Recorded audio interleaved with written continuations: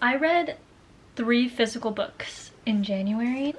I don't know what's going on. Hey guys, it's Kimberlyn. Welcome back to my channel. For today's video, I'm going to be showing you guys all of the books that I read in January. I'd say that it was a pretty good reading month with the amount of books that I read, but books itself, I've had better reading months is all I can say. There are a lot of Kindle books on here because I did a video of reading on my Kindle for a week. I also did like a 24-hour reading challenge. It was, yeah. Let's get started with all the books that I read in January. Before we get on with my January wrap-up, I would like to thank the sponsor of today's video. Today's video is sponsored by a jewelry company called Selenichast. When I was looking at the jewelry on their website, there was so many to choose from. There's a bunch of flower earrings, bracelets, rings, necklaces, all these other little things, but that are not just flowers. Also, the packaging when I received it is of itself just already so cute. Like the little pouch that it comes in is really cute and something that like you can continuously use. But for the jewelry that I picked out, these Lily of the Valley earrings, because lilies are one of my favorite flowers and I thought they were so cute. I don't really wear a lot of dangly earrings. I normally wear hoops. I don't even wear studs, to be honest, but I was like, you can never go wrong with some dangly earrings, and I think they just pop out your face so much more. And then for the necklace, I picked the tulip gold necklace. I love tulips. Tulips are also one of my favorite flowers. I just picked this gold necklace. I thought it was super cute and dainty, and just every single day I wear my gold name necklace. I need another like signature necklace that I don't have to take off all the time, and I picked this out. So if you would like to match with me with my jewelry, or if you would like to find your own type of jewelry that matches your personality the best, then you can shop at Selenichast, and I'm going to put their website down below. You can use my code Kimberlyn23 to get 23% off your purchase. Shop now down below. Without further ado, let's go ahead and go back to my January reading wrap-up. To start off the year, don't know why I picked this book up. This feels like forever ago. January has felt so long. Oh my god. I started off the year by reading Never Lie by Frida McFadden. I have been wanting to read this specific Frida book for so long. I don't know why. I was always so intrigued. Okay, maybe I do know why. It is a mystery thriller book. It follows this couple. They're newlyweds, Trisha and Ethan. They're looking for a new house to move into. They go visit this house and then they get snowed in. No service, obviously. But the house used to belong to this psychiatrist, Dr. Adrienne Hale. She went missing. She was murdered. Nobody knows what happened. They accused her boyfriend at the time. All of those things went down with that murder. So they're staying at her house. Trisha finds these tape recordings, and they're all of Dr. Hale's meetings with her patients. There's hundreds of them. So she starts listening to them. And the more she listens, the more we start to find out with her what happened to Dr. Hale, and like creepy things start happening at the house. I rated this book a 3.5, and I would say rightfully so. Like, now that time has passed, I didn't hate it, but I didn't love it. I felt like the plot twist that happened, it happened so fast, like the ending. And I noticed that with another Frida McFadden book that I read. I've only read 2 of hers. I read The Locked Door. Both of the endings with the plot twist happened so fast and seemed kind of lazy. This one not so much, but it was just like, what? You know what I mean? Frida McFadden was trying to have a goal of, let's do a plot twist that nobody's going to expect, which is like kind of the point of mystery thriller books, to have some type of crazy plot twist. But I think this one was so far-fetched with the plot twist. I liked the build-up, and then like the plot twist happened and I was just kind of like, girl. 3.5 for that. It was an okay start to the year. I do recommend the book. It's quick paced. You know what's convenient in times like this? My reading journal. There's like 2 plot twists that happen. I liked one of them. The second one that happens after the first one was so unnecessary. The second book that I read in January was Powerless by Lauren Roberts. It feels like I read this so long ago. I actually started this in the middle of December, and then I finished it like the second week of January. It just took me a long time to read because this book is so thick. I'm rating this book a 4 stars. This is a romantasy book, the TikTok book. You know what I mean? Hunger Games on steroids. It follows Peyton and Kai. Peyton is a ordinary and Kai is an elite. They live in a world of ordinary and elites. Elites have powers, ordinaries simple ordinary people. But if you are found to be an ordinary, you die. Every so often there are these trials that the world does. A select few of elites are selected to do the trials and they either live or die basically. One day Peyton stumbles across Kai, doesn't know who he is. She pretends that she's an elite. A couple days later she is notified that she is going to be in a trial. How is she going to do a trial if she has no powers? Read to find out, literally. There's romance in there. Who did this to you trope. There's this one quote, I kind of like died. Remind me to make you smile like that again when you aren't dying and I have all the time in the world to memorize it. What do you mean?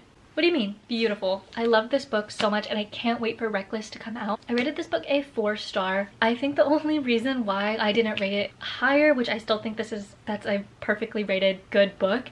I loved it. It just wasn't like a 4.5 or a 5-star because Lauren Roberts wrote the word powerless one too many times in this book. Made me so irritated because I was like, I know that she has no powers. I knew that going into the book and I really liked the ease of writing, so bless up. So the next book that I read in January was A Good Girl's Guide to Murder by Holly Jackson. I know I'm a little late to reading this book. I'm talking 5 years late on reading this, but I read it. This is a YA mystery. You follow this girl named Pip and she's a senior in high school, I think. Everybody is doing a project and her project that she decides to do is on a murder that happened in their town 5 years ago. And the girl that got murdered, her name is Andy. The person who was convicted of killing her was her boyfriend, Sal. Pip is wanting to prove that he is innocent because something about it just doesn't seem right. She's like finding out all these details with the murder and she's also hanging out a lot with Sal's brother. So there's just like a mini little romance. I ate that up. Just following along with her investigating, trying to prove Sal's innocence, and there's a bunch of like transcript stuff in here, files and everything, and it was just so fun to get through. I rated this a 4.5. It wasn't like the most mind-blowing like 5-star read where I think about it, but I am going to continue the series. I felt my heart beating out of my chest. Like I literally was getting a little anxious reading it. For it being a YA type of book, one of the plot twists was it kind of shocked me that was said in the book. It was just, I feel like it could have been done differently if this is made for a younger audience, but I still enjoyed it. It was a fun little read. So the next few books are on my Kindle. So the next book is Don't Let Her Stay by Nicola Sanders. So this follows Joanne, Chloe, and Richard. Joanne and Richard are husband and wife. Joanne is Chloe's stepmom. Chloe just got back into Richard's life. She's staying with Joanne and Richard for a couple weeks, getting to know her father because she hasn't really been around her father most of her life. Chloe's mom had died when she was younger. Everybody just went bonkers. Richard sent Chloe to a boarding school and then hasn't seen her since. But Chloe just doesn't like Joanne. Something about her is like, ugh, you're my stepmom, like it's supposed to be my mom, like that type of thing. So I was really like intrigued of how is this gonna go, because it's a mystery thriller, psychological thriller book. It said, seemed for a good chunk of the book that it was just gonna be a stepdaughter who hates her stepmom and then wants to kill her or something. Now, talking about the plot twist that happened, there was like multiple changes of the plot twist and it was very weird and it got very annoying. I think Joanne was literally just like a doormat. All the characters started to get really annoying. Everybody was walking all over Joanne and she was just so clueless. There was a bunch of gaslighting and manipulating. I'm rating this book a 3-star. I didn't hate it. Like I sound like I hate it, but I didn't hate it. It was very creepy and it did give that like, oh my god, I'm scared feeling. So points for that. Plot twist wise, gaslighting, manipulating, all of that. Characters were kind of annoying. 3 stars is just generous. Next, I read another Kindle book and that is The One with the Kiss Cam by Cindy Steele, and it sounded so interesting and I was like, I've never read a book like this. This follows Nora and Duke. And Nora goes on this blind date with this guy at a basketball game. It's not going well, he's irrelevant, whatever. And they're sitting next to each other and then this guy with his friends comes on in, sits right next to her, and they're watching the basketball game, but Nora is more intrigued with the guy sitting next to her, which is Duke, the main male character. Her blind date, I think his name is John or something, he gets up, he's like, I'm gonna go get some drinks, whatever. The kiss cam goes on, and it goes on to Nora and Duke. And they're like, no, no, no, we're not dating, get the camera off of me. And then the camera keeps going on to them, and they're like, F it.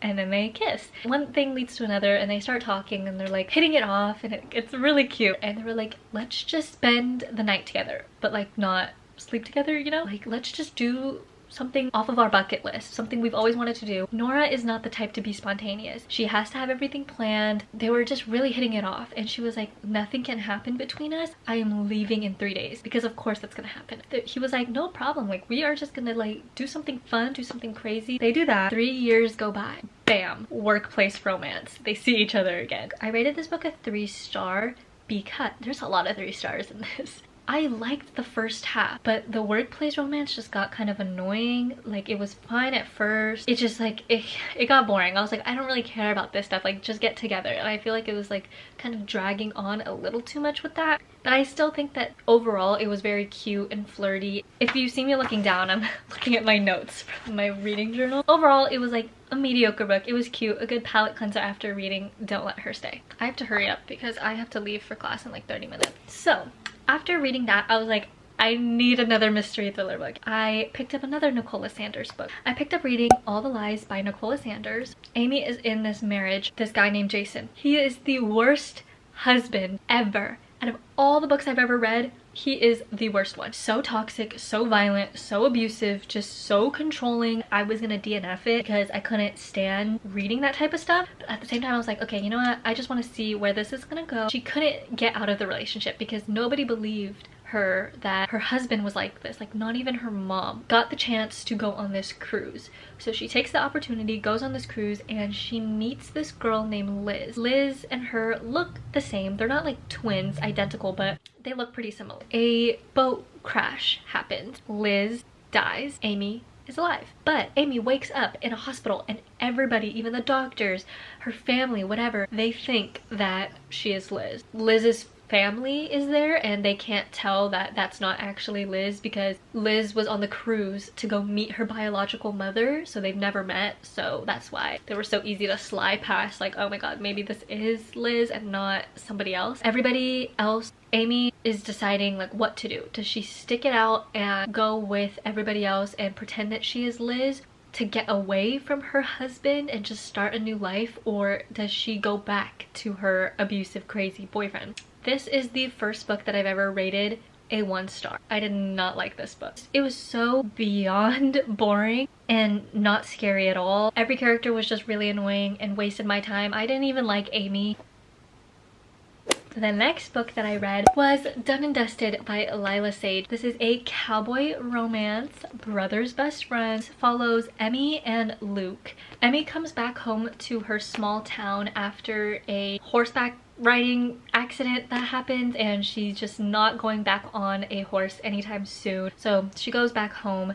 Nobody really knows why she's back, but they're happy that she's back. Luke kind of has no family, and he's kind of surrounded by Emmy and her family. Their whole lives, Luke and Emmy have been like butting heads against each other. When Emmy comes back, Luke is more intrigued by her. It's like, who is that? Why is she here? I want her. It's so simple, so cute. Like, the text is so fat. Look at that. I was listening to some parts of it on audiobook. Of course, when I first started listening to it on the audiobook, it was a smut scene, and I was just like, ugh. The last book I read on my Kindle as well, that is Twisted Love by Anna Huang. It wasn't my favorite book ever, but it wasn't my least favorite. I didn't expect any sort of subplot of mystery going on. I don't know, that was interesting, but I kind of enjoyed it, I'm not gonna lie. Because both characters, what are their names? I forgot.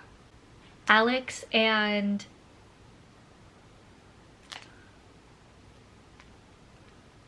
Ava? Alex and Ava, they both have some sort of trauma, some sort of baggage that they talk about non-stop in the book. I was more intrigued about Ava's than I was with Alex's. Yeah, brother's best friend yet again, but I liked this one a lot more than I liked Done and Dusted. Yeah, I wasn't also satisfied with the ending of it, but I also didn't really know what I wanted with the ending, so I don't really know, but it just wasn't that. Miscommunication that happened, really are gonna wait this long to get back with each other? And then I just kept thinking, They always come back. Like after the ending happened, they always come back. But at the same time, y'all let them come back. So 3 stars. It was okay. I want to continue the rest of the series though, because they just don't shut up about the other characters. Also, tell me what, isn't Ava a senior in high school? Why did I think she was like mid-20s?